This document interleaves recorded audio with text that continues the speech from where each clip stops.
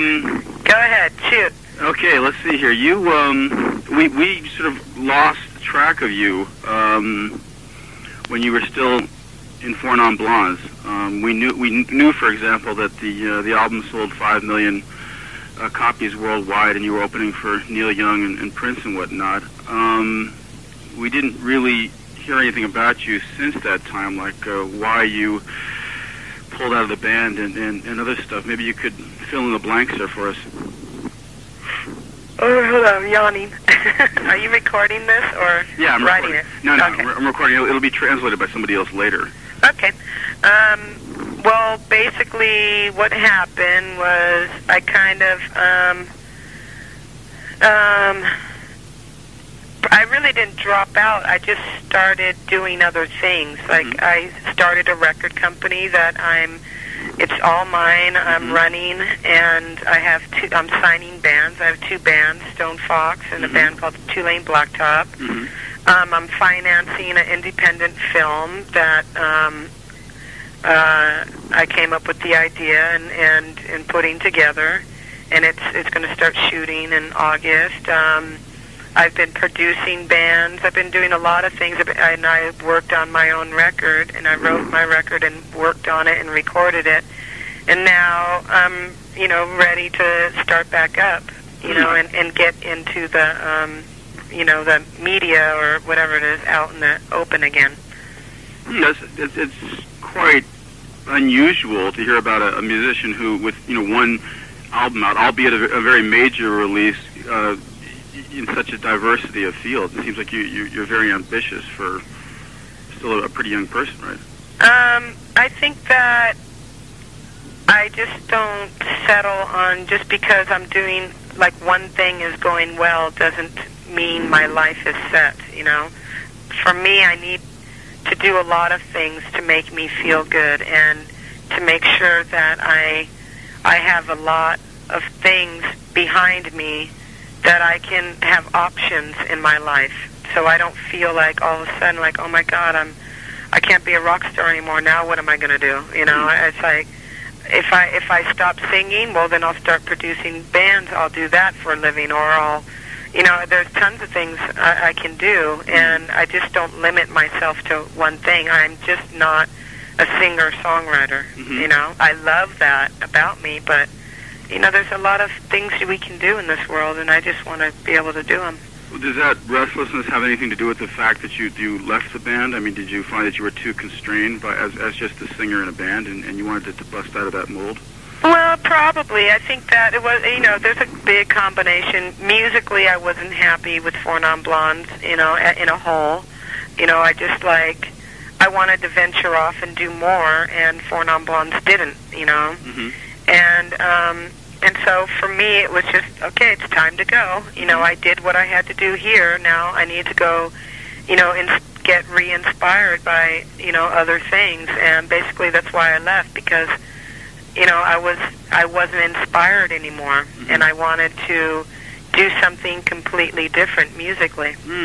Like maybe you could elaborate a little bit more on the musical. I mean, all we have to do is listen to their album, but maybe you could fill us in a little bit more on what the musical differences are between you. Well, I kind of just wanted to basically create an atmosphere and, have a more beautiful sounding record over a rock record, I know I can be a rock singer. I know I can hit all those high notes and jump around and scream and all that, but I don't need to do that anymore. I don't want to do that anymore, and I wanted to actually make an album that had a beginning, middle, and end, that musically goes somewhere, that, emotionally takes you somewhere, and sonically it's just this wall of sound, but it's not blaring at you. It's just a lot of things you take in on my record, and it's just mellow, and it's like,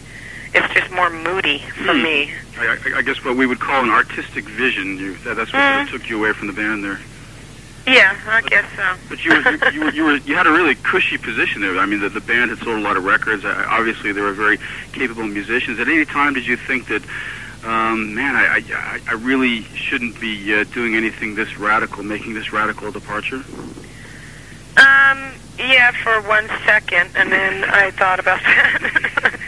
But, you know, like, to me, it's the day I stay in something just because financially I'm stable, then is the day I might as well just kiss my musical, you know, career gone, you know, and kiss everything goodbye, because then I have nothing to live for.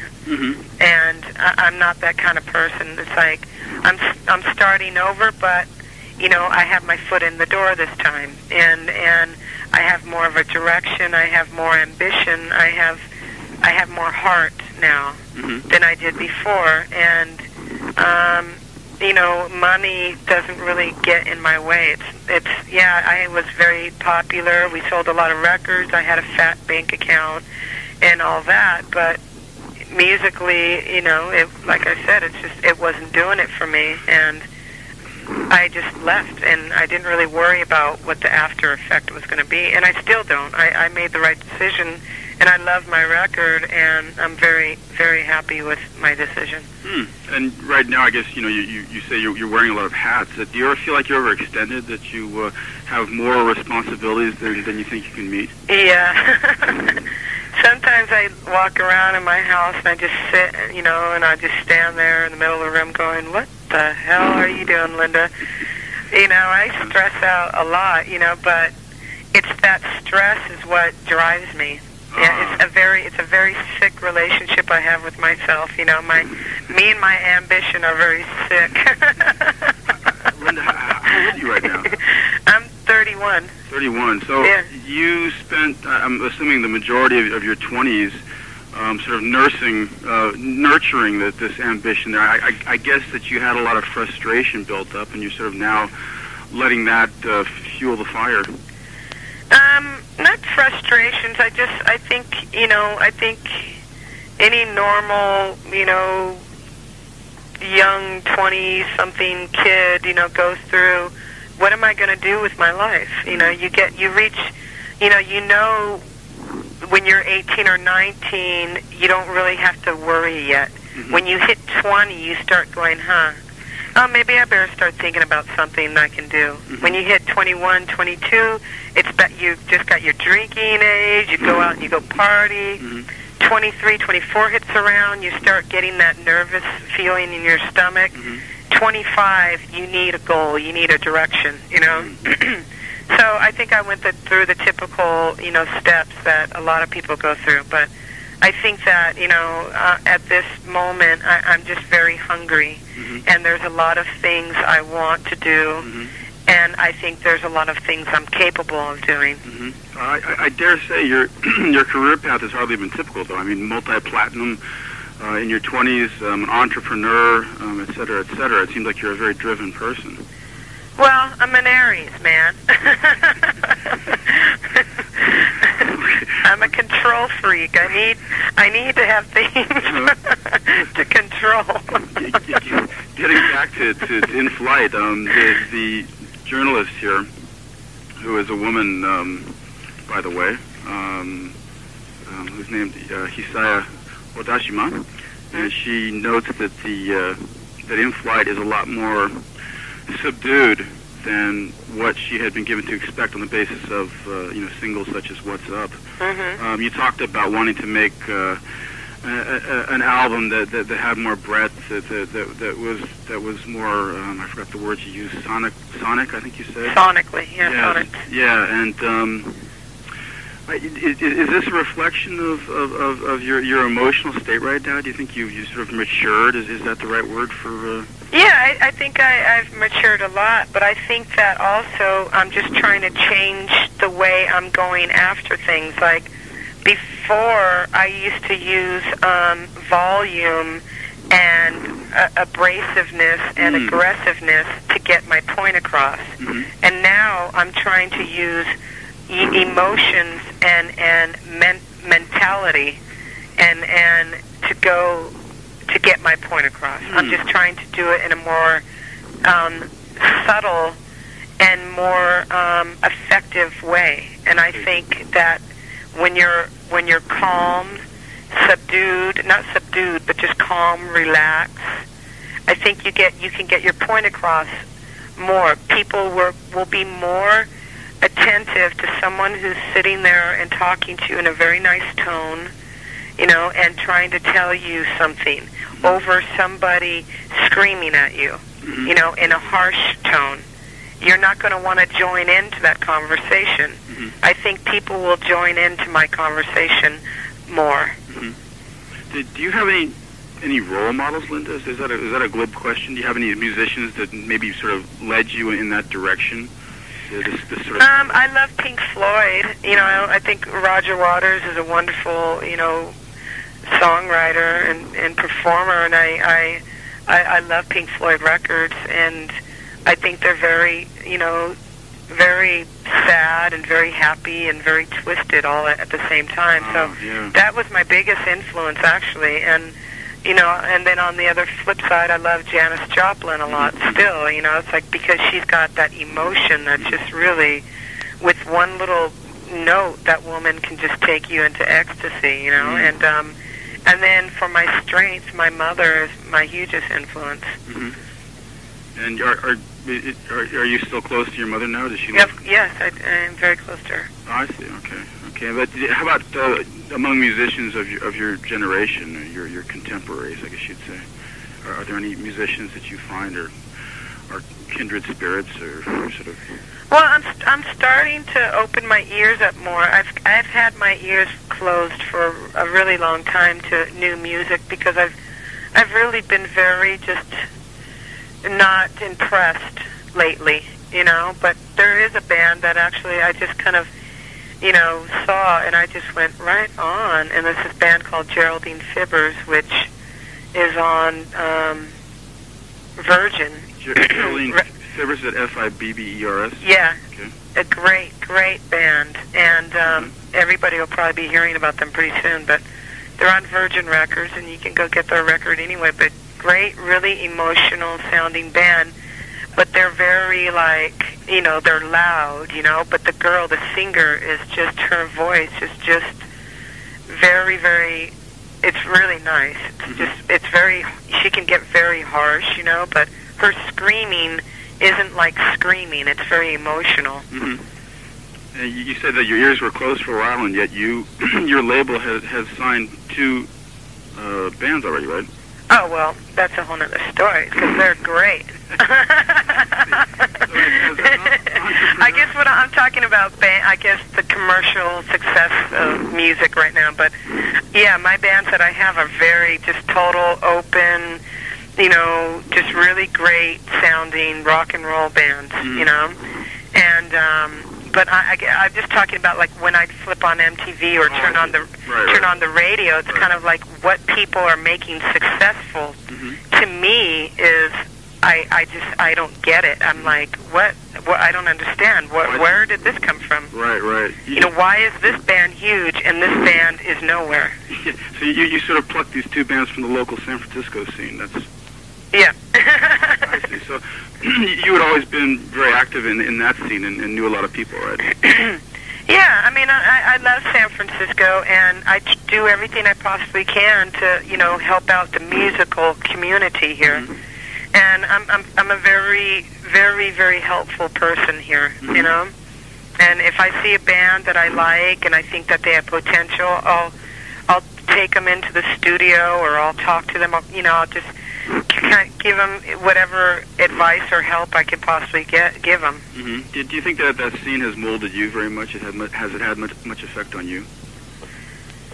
Well, yeah, I think there's a lot of diversity here musically. There's like wonderful jazz bands, rock bands, funk bands, country bands, punk bands. There's every single kind of music going on here. We don't have a label in San Francisco of like, oh, we're grunge or whatever. We don't have that, because so many different styles of bands comes out of here. I mean, we've had Metallica, En Vogue, Faith No More, to Four Non Blondes, to Counting Crows, to Tupac. It's like that's a big range of people there. And yet, he said, segueing into the next question, you chose Bill Bottrell as your producer, who's very LA, right? Right. Yeah. He what? He's very LA, isn't he?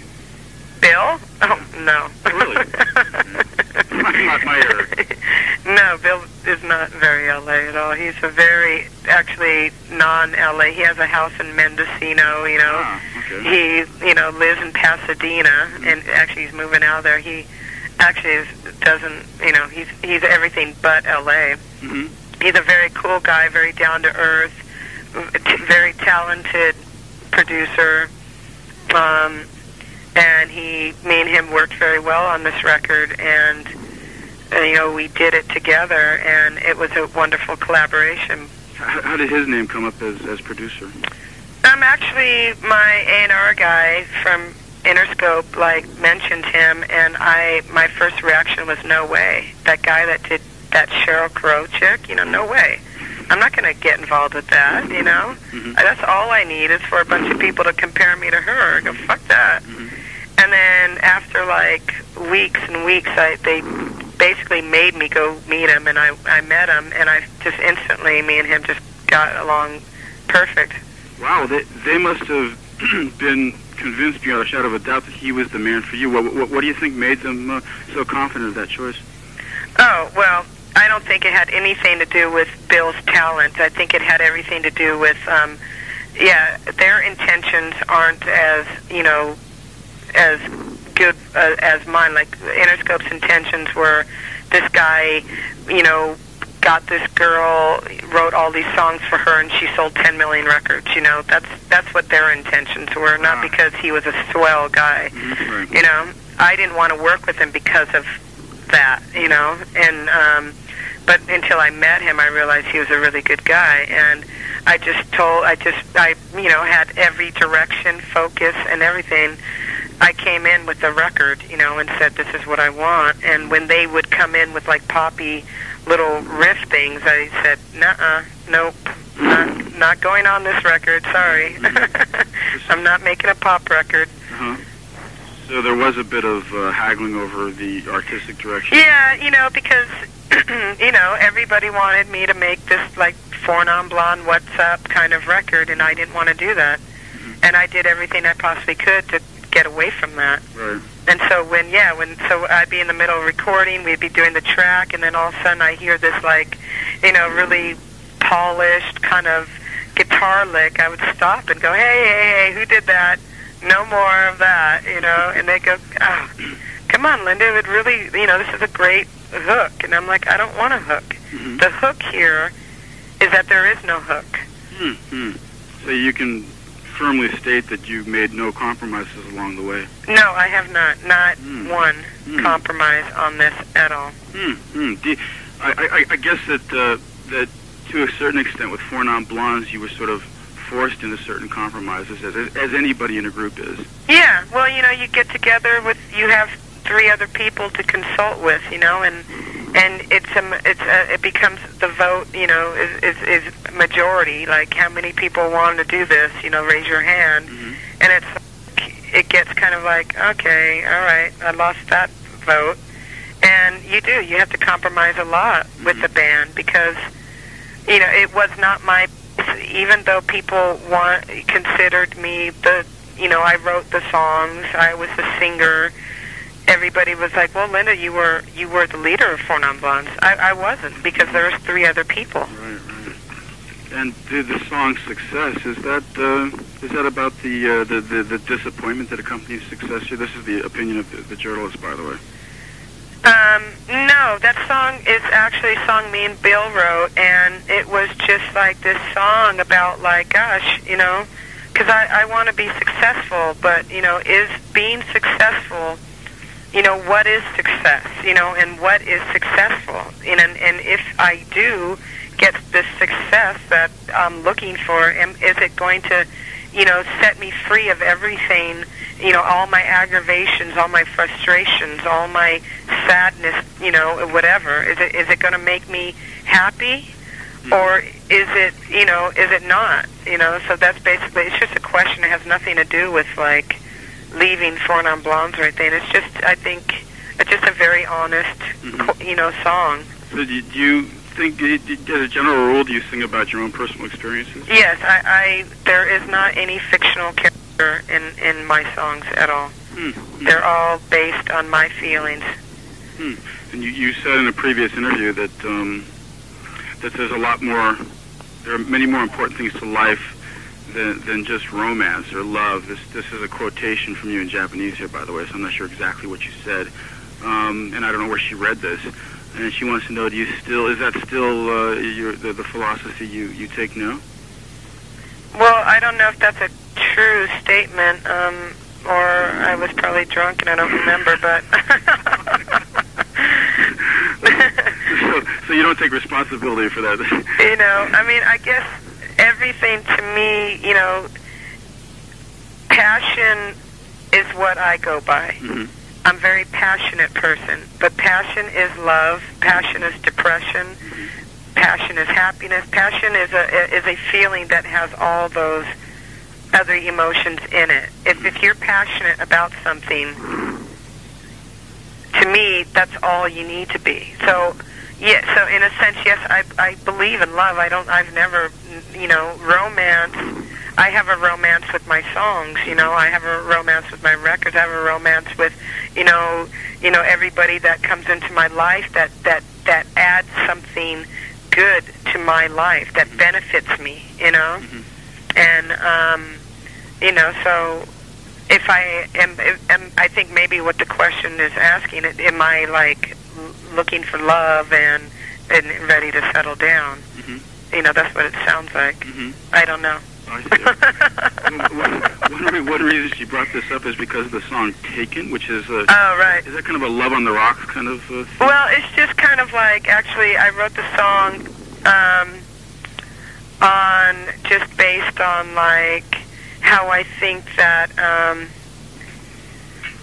I am affected by people. Like, somebody can be mean to me, somebody can be sweet, somebody can be sad, but I'm still taken by them. If my feelings, if I'm attracted or drawn to this person for whatever reason, I'm still taken by them no matter what they do to me. Ah, okay. So it's sort of a feeling of helplessness or just irresistible attraction.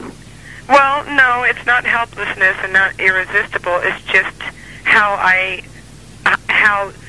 you know, I don't, just because somebody tells me to fuck off doesn't mean I'm going to go tell everybody that, you know, they're a fucking asshole.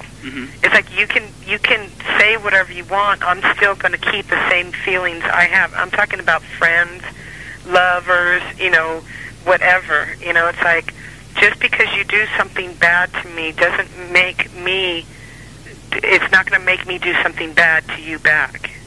You know? And I think that a lot of people get very vengeful. And just because their feelings are hurt, they get vengeful and they start saying and doing things that aren't necessarily true to their heart. You know? And then that's where you get bad karma coming on you. That's an interesting thing. I've never heard of that before. I mean, what possessed you to bring that up as a theme? Well, because that's just the way I live. Was it? I mean, any particular relationship with a person or a relationship? That's a relationship with I have with a lot of people. Like some people, some friends. You know, like or a relationship might not feel like they're getting, you know, what they want from me, or they'll become jealous or mean or whatever, and they start to say things bad about me, and I just let it slide. I just go, okay, they're just hurt and they're having these bad feelings, but I'm not going to, and they want me to get mad and say something bad back to them, and I say, I'm not going to get in that. I'm not going to get myself into that. I'm not going to, you know, change my feelings. If I fell in love with somebody, doesn't mean, you know, 10 years later I'm not going to have a special feeling for them still. Right. You know, and as a friend as well. Well, that's a very, you know, mature outlook. I mean, did it take you a long time to cultivate that, or? Well, I think that, you know, yeah, I think everything takes a long time, but I think I'm a fast learner, and I'm a very honest and open person. And because I'm honest and open, it allows me to be open to things that come my way, and I keep my eyes and my feelings very open, and I want to learn. I want to be the best person I possibly can be before I die. And now for the National Enquirer segment of our interview here, there was a thing in your bio about it said you're gay, and the question here was the journalist read this and thought, maybe this is the great coming out album for Linda Perry. Is this the first time you've disclosed this? About me being gay? Yeah. Well, obviously, if my record's not out and you've heard I'm gay, then I guess I'm doing it before my record's out, But no, I mean, I've been gay since I got involved in music. I've been gay for a long time, and I haven't hidden it. And anybody, I mean, anybody could ask me, and I've been very honest. And I've said it 4 years ago, but nobody wanted to hear it 4 years ago, but now, 4 years later, because it seems more popular, now it seems like, people want to talk about it. But, I think it's, I think instead of asking me, am I coming out, I think it's more of asking interviewers and the people, are they finally, opening up their minds? It seems like there's sort of there always ends up being a focus on this, although journalists swear. No, I'm gay. I have no problem about being gay. I've never have. I've been very honest about it. I'm not a Melissa Etheridge waiting 15 years, and making sure my career is at a very stable, area, and then all of a sudden deciding, okay, I'm going to make a record, say, yes, I am on it, and, I'm going to come out now. It's like that kind of shit, bugs me a lot. It's like someone, it's like for 10 years has been hiding it, and then all of a sudden, okay, I'm safe now. My career is stable. I don't need anybody. I can go ahead and tell everybody I'm gay now. I'm not doing that whatsoever. My career isn't stable, and I've been gay, and I've like I said, I said it 4 years ago. And it's interesting because not only did she do it after making sure it was safe, but you get magazines like Rolling Stone who sort of help her kind of cash in on it. Yeah, and it's pretty. To me, it's people. Gay people like that are not gay to me. They're just as bad as the bigot on the street, yelling at homosexuals. To me, is when when a gay person hides their way and waits till years and years and years to come in and finally go, okay, yes, I am, and now, wow, God, I'm getting a lot of attention now for it. That's just as bad as a very narrow-minded straight person. But at the same time, it seems like there is a battle to be fought because... Well, there is a battle, and the battle is between both sides. The idea here is that there is no big deal, and people need to stop making such a fucking big deal about, what people wear and what they choose to, if they want to have an abortion or not, or if they're gay or if they're straight. Who gives a fuck? That's not going to help anything. And I think the war is that the fight needs to come to. There needs to stop being a fight. There's just people just gotta go, okay, and accept things as they are, and just fuck it. It's not a big deal, man. I like chicks, so fucking what? But you don't feel like sort of rectifying the situation. I mean, you get like sort of intolerable news stories, like in Salt Lake City, a group of gay students try to form a club, and the city outlaws gay clubs for high school students. Well, and see, again, that's stupid. It's ridiculous. It's just really dumb.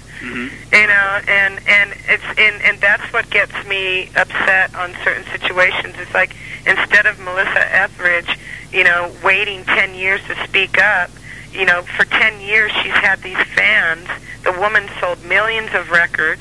She's had all these fans that are gay and straight, of all ages, that probably needed somebody to go, is this okay? Am I doing all right? And someone to look at on TV and go, God, she's gay and she's doing fine, and this must be all right. Mm-hmm. But when you have, if you ask me if I'm gay and I said no, and when I really am, mm-hmm. then there must be something wrong with it if I had to say no. Mm-hmm. Mm-hmm. If I can't even say yes, there must be something wrong with it, and you're going to know that. Mm-hmm. You know? So you're saying that the best you can do is just basically be open about it, and then be open, say yes, right. and say, yeah, what about it? Right, and just conduct your life as a normal person. You know? Right.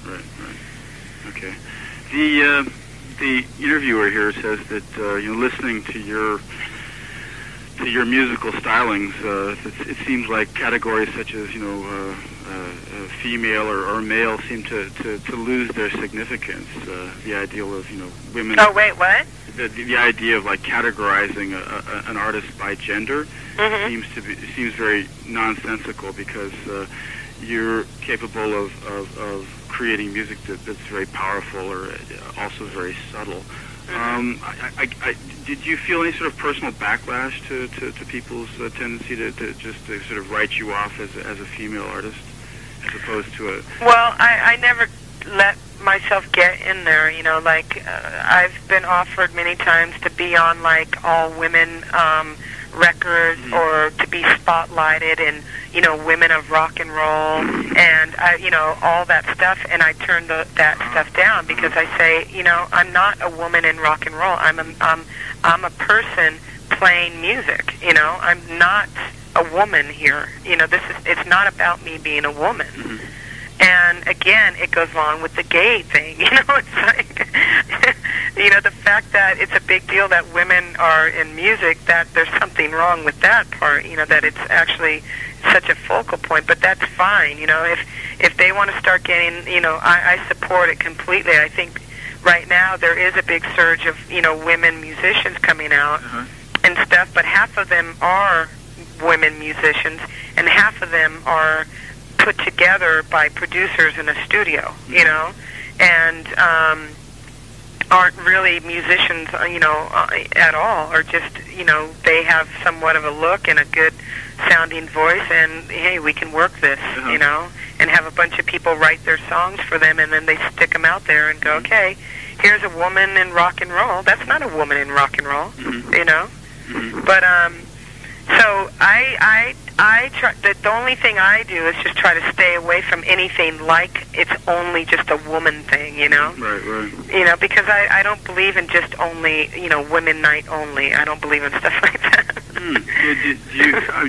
It might actually be considered a valid approach if an artist sort of uses that as a premise, like she's exploiting the fact that she's a woman, or she's exploiting her sexuality.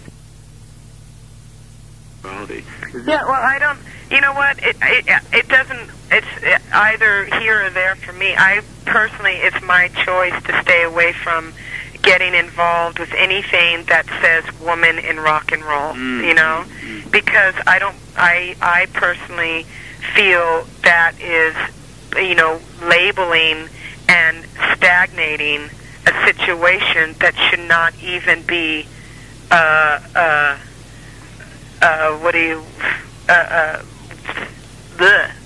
It shouldn't even be, I'm a woman, I'm playing music, just like Robert Plant is playing music, Yeah. And so anyways, but yeah, there is a woman in rock thing. Yes, I do get put into it because I am a woman, and I am playing music. So there's nothing I can do to get away from it, except, do what I do and not take that as some kind of stepping stone. How about this? Do you ever felt you've been at a disadvantage by being a woman? Do you think you've had to work harder at sort of proving yourself? I know friends, I have people around me that, yes, constantly have battles and get, put down and stuff. I do not accept that as even an option, of why I can't do something. So if somebody says, I'm sorry, but you can't come in here because you're a woman, or I'm sorry, you can't do that, that is not going to get in my way. I'll either kick them in the balls and push my way through, or I'll figure out another way to get around it, but I will come through, and I will not allow that to be an option for me, that I cannot do this because I'm a woman. In Uninvited, you use the word Jesus a lot. Is this a religious thing, or are you referring to something else? No, I think, well, basically the song is about sometimes how, again, it's like, unless you're me, you're not going to understand everything completely, but like one day I was kind of sitting in my house, and I'm not a religious person at all, you know, but one day I just had a lot of doubt, you know, and I was just wondering, God, you know, what am I doing here? Does somebody believe in what I'm doing, you know? I believe, or I think I believe in myself, but does somebody else believe in me? And I was just talking to myself, and then I wrote the song, and it just came out like that because I was sitting there thinking that people must do this all the time. They must talk to they're talking to somebody, you know, and some people talk to Jesus, some people talk to God, some people talk to, you know, their dead grandmother, you know, and all this, and the song just came out that way, and for some reason it fit because it was just a very personal song about self-doubt. Okay. And no one ever has wondered, you know, it's like, you know, like I watch people like pray and do all this stuff, and, you know, but I'm just wondering, God, I wonder if, like, you know, that person believes in them. But you are finding yourself in the position where you do kind of indulge in this sort of, not a prayer process, but... I talk to myself a lot. Dialogue with yourself. Yeah, I talk to myself a lot. You know, I could be in a total conversation with tons of, you know, a room full of people, and I could be sitting in the corner talking to myself, and people just like look at me like, who the fuck are you talking to? And I just sometimes I go in my own little world. I have a own little, you know, world of my own that I can retrieve to at any time, and that's my sanctuary. I see. You apparently had a lot of the last two questions, by the way. You had a lot of troubles during your youth when you were teenagers, and you left home, were doing drugs and whatnot. Did you find that life becomes easier and easier to live every year, or do the problems just change as you mature? Well, I think the problems stay the same. I think you start learning how to deal with these problems better, you know, in a more rational and more mature, responsible manner. And I think as a kid, you don't have enough knowledge, you know, when you're growing up, you don't have enough knowledge yet of how to deal with certain things, and your knowledge is, you're a kid, I'm supposed to have a good time, go get drunk and do drugs and get crazy because I'm a kid, I can do this stuff. You know, I'm not supposed to sit down and try to rationalize, you know, this, you know, whole fucking life right now. And I did. I lived my life as a kid. I did the things that I felt I was supposed to do because I did not want to be 30 and all of a sudden looking back on my childhood going, you know what, you know, I should have just lived it up. You know, because otherwise I'd be living it up right now when I need my brain and my physical presence right now. And I can't afford to, like, be ratted out on drugs and, you know, being irresponsible right now. That was for me when I was a kid. And now what my job is to be responsible and make my dreams come true. And lastly, this sort of connects to what you're saying about making your dreams come true. Do you think you've reached the point you've always endeavored to reach as an artist, or do you think that quest never really ends? That you're always going through? Yeah, that is a never-ending quest. I think I do believe that, you know, some people do reach that because I have very high expectations of my life. You know, I believe there's a lot of things I can do with my life and utilize all my time and my creativity and my imagination, you know, and I will do it until I sit down and, you know, I'm old and I can sit back and go, Phew, okay. I did it. All right. I'm really happy. I'm content. I can live with that, you know. And then I'll just retire and just, you know, listen back and to all the things that I've created and whatnot, and just enjoy everything. Right now, it's hard to. I do enjoy life, but sometimes I get too wrapped up in, you know, the things that I want to do that I forget to enjoy myself. But I guess your agenda includes many different things. For example, you're going to always want to make a better album. You're going to always want to have a better live performance. You're going to always want to sign a better band. I always want to. My whole, like I said, you know, it's like my whole theory in life is that I just want to be the best person I possibly can be in this lifetime. And that means you got to grow with everything. I cannot be stagnant. I cannot sit and tell you the same things, you know, that I said to the person before, you know, I can't do the same interview twice. You can read every single interview I've ever done, and it will not read the same way ever, you know, because I'm learning how to be a better interviewee, you know. I want to learn how to make better mocha coffees, you know. It's like I want to learn how to make. and you want better hair, every day hair. And yes, I want better hair. I want, you know, it's like I want to, every single time I do something, the next time I do it, I want to do it better than the time before. I guess so. Even for driven people like yourself, there comes a day when you sort of wake up with a sense of crisis that you've become complacent, you know.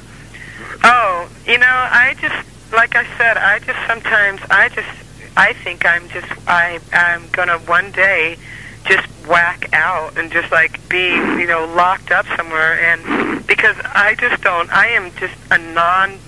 do not get satisfied. I am so, you know, I will be the last person to say, okay, yeah, that was good. Everybody in the room, I mean, if I wanted someone to paint something and they did an amazing job and they look at me and go, what do you think? I'll say, well, it's all right. You know, I'm a very hard-ass person. Like, if you're looking for a compliment and a pat on the back, I'm, like, not a good person to get one from. Because I always say, well, I think you could have done a better job. Whoa, boy, you must be hard to live with. I'm a dick, man. A classic type A dick. Okay, well, I can live with that because I don't have to live with you. Okay, well, Linda, I think I've covered everything I have to cover here. Okay, cool. Is there anything else you'd like to mention for the fans? No. Like when you might be out here? Or? Well, I'm coming pretty soon. I'm doing all these promotional tours right now. Then I start doing shows in September out in Europe, like Germany, Sweden, all that area. Oh, really? You do Europe first? What yeah. Is that? Well, because I just feel better and more confident in Europe. And I've released the record's not even released in America yet. I'm releasing it next month, and it's out in Europe. But I just want to take it easy, you know. I'm not in a big hurry right now with my. I just want to make sure that I do the right job with my record, and it's such a fragile record. And the only thing I would say, if people are getting it and they're listening to it, you have to listen to it a few times, you know, because you're not going to get it right off the bat. And you do have to listen to it and just try just to be, you know, calm and I guarantee my record will soothe you. I forgot to ask you, who are the musicians you'll be touring with? Oh, I have a whole new band I put together. They're great. It's like who are they? They're no names. They're a bunch of jazz musicians from San Francisco, John, Dan, Jeff, and Michael, you know, and I don't even know their last names. I just like, to be honest with you. I guess you'll learn those names when you're on the road. I got plenty of time to hang out with them. But they're great, you know, so I've been rehearsing with them, and it's a really, and the show always, you know, with me, the show will be, you know, heavier sounding than the record, you know, because when I get in a live situation, I love performing live, and I tend to just really get very heavy, you know. Right. So it'll be a very great show to put, you know, it'll be a great record, you know, on the road to play. I'm very excited about doing that because it's been a long time too for me to play. Great. So that's it. Well, thank you very much, Linda. And I wish you Steve. luck then. All right, Steve, right? Yeah, Steve Harris. Okay. All right, I'll talk to you later. Okay then. Bye. Bye-bye.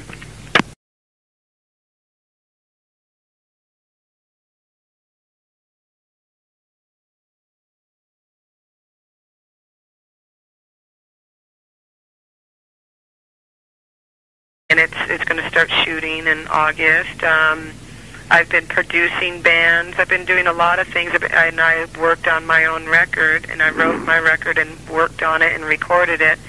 And now I'm, you know, ready to start back up, you know, and get into the, you know, the media or whatever it is out in the open again. It's quite unusual to hear about a musician who, with, you know, one album out, albeit a very major release, in such a diversity of fields. It seems like you're very ambitious for still a pretty young person, right? I think that I just don't settle on just because I'm doing, like, one thing is going well doesn't mean my life is set, you know? For me, I need to do a lot of things to make me feel good and to make sure that I have a lot of things behind me that I can have options in my life, so I don't feel like all of a sudden like, oh my God, I can't be a rock star anymore. Now what am I going to do? You know, it's like if I stop singing, well then I'll start producing bands. I'll do that, and atmosphere, and you know, have a more beautiful sounding record over a rock record. You know. I know I can be a rock singer. I know I can hit all those high notes and jump around and scream and all that, but I don't need to do that anymore. I don't want to do that anymore, you know, and I wanted to actually make an album that had a beginning, middle, and end, you know, that musically goes somewhere, that, you know, emotionally takes you somewhere, and sonically it's just this wall of sound, but it's not blaring at you. It's just a lot of things you take in on my record, and it's just mellow, and it's like, it's just more moody for me. I guess what we would call an artistic vision. That's what sort of took you away from the band there. Yeah, I guess so. But you had a really cushy position there. I mean, the band had sold a lot of records. Obviously, they were very capable musicians. At any time, did you think that, man, I really shouldn't be doing anything this radical, making this radical departure? Yeah. Go ahead, shoot. Okay, let's see here. You, we sort of lost track of you when you were still in Four Non Blondes. We knew, for example, that the album sold 5 million copies worldwide, and you were opening for Neil Young and Prince and whatnot. We didn't really hear anything about you since that time, like why you pulled out of the band and other stuff. Maybe you could fill in the blanks there for us. Oh, hold on, I'm yawning. Are you recording this or I'm writing recording it? No, okay. I'm recording it. It'll be translated by somebody else later. Okay. Well, basically what happened was I kind of, I really didn't drop out. I just started doing other things. Like I started a record company that it's all mine. I'm running, and I'm signing bands. I have 2 bands, Stone Fox and a band called Two Lane Blacktop. I'm financing an independent film that I came up with the idea and putting together that for a living, or I'll, you know, there's tons of things I can do, and I just don't limit myself to one thing. I'm just not a singer-songwriter, you know. I love that about me, but, you know, there's a lot of things we can do in this world, and I just want to be able to do them. Well, does that restlessness have anything to do with the fact that you left the band? I mean, did you find that you were too constrained as just a singer in a band, and you wanted to bust out of that mold? Well, probably. I think that it was, there's a big combination. Musically, I wasn't happy with Four Non-Blondes, in a whole. I just I wanted to venture off and do more, and Four Non-Blondes didn't, Mm-hmm. And so for me, it was just, okay, it's time to go. I did what I had to do here. Now I need to go, get re-inspired by, other things. And basically that's why I left, because, I wasn't inspired anymore. Mm-hmm. And I wanted to do something completely different musically. Mm-hmm. Like maybe you could elaborate a little bit more on the musical. I mean, all we have to do is listen to their album, but maybe you could fill us in a little bit more on what the musical differences are between you. Well, I kind of just wanted to basically create for 1 second, and then I thought about that.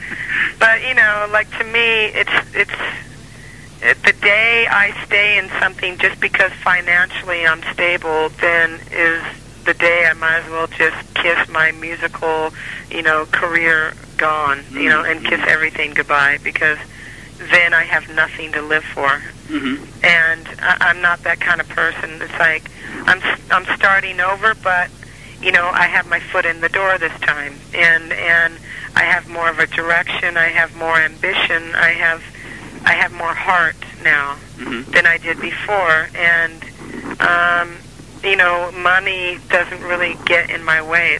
I was very popular. We sold a lot of records. I had a fat bank account and all that, but musically, like I said, it wasn't doing it for me, and I just left, and I didn't really worry about what the after effect was going to be, and I still don't. I made the right decision, and I love my record, and I'm very, very happy with my decision. And right now, I guess, you say you're wearing a lot of hats. Do you ever feel like you're overextended, that you have